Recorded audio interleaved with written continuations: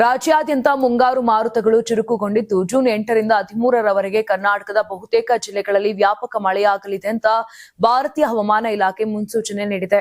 ಕರಾವಳಿ, ಮಲೆನಾಡು ಹಾಗೂ ಉತ್ತರ ಒಳನಾಡಿನ ಹಲವು ಜಿಲ್ಲೆಗಳಲ್ಲಿ ಭಾರೀ ಮಳೆಯೊಂದಿಗೆ ಬಿರುಗಾಳಿ ಬೀಸುವ ಸಾಧ್ಯತೆ ಇರುವುದರಿಂದ ಮುನ್ನೆಚ್ಚರಿಕೆ ಕ್ರಮಗಳನ್ನು ಕೈಗೊಳ್ಳುವಂತೆ ಸೂಚಿಸಲಾಗಿದೆ.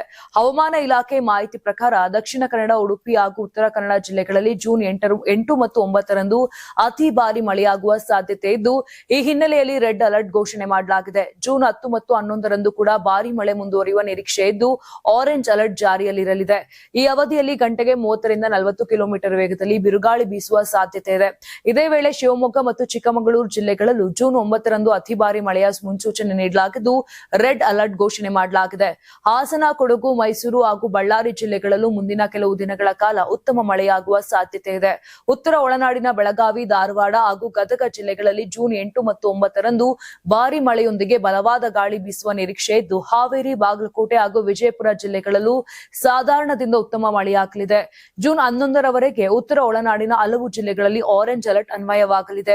ರಾಜಧಾನಿ ಬೆಂಗಳೂರು ಹಾಗೂ ಸುತ್ತಮುತ್ತಲಿನ ಪ್ರದೇಶಗಳಲ್ಲಿ ಮುಂದಿನ 2 ದಿನಗಳ ಕಾಲ ಮೋಡ ಕವಿದ ವಾತಾವರಣ ಮುಂದುವರಿಯಲಿದ್ದು, ಹಲವೆಡೆ ಹಗುರದಿಂದ ಸಾಧಾರಣ ಮಳೆಯಾಗುವ ಸಾಧ್ಯತೆ ಇದೆ. ಜೊತೆಗೆ ಗಂಟೆಗೆ 30ರಿಂದ 40 ಕಿಲೋಮೀಟರ್ ವೇಗದಲ್ಲಿ ಗಾಳಿ ಬೀಸುವ ಮುನ್ಸೂಚನೆಯನ್ನ ನೀಡಲಾಗಿದೆ.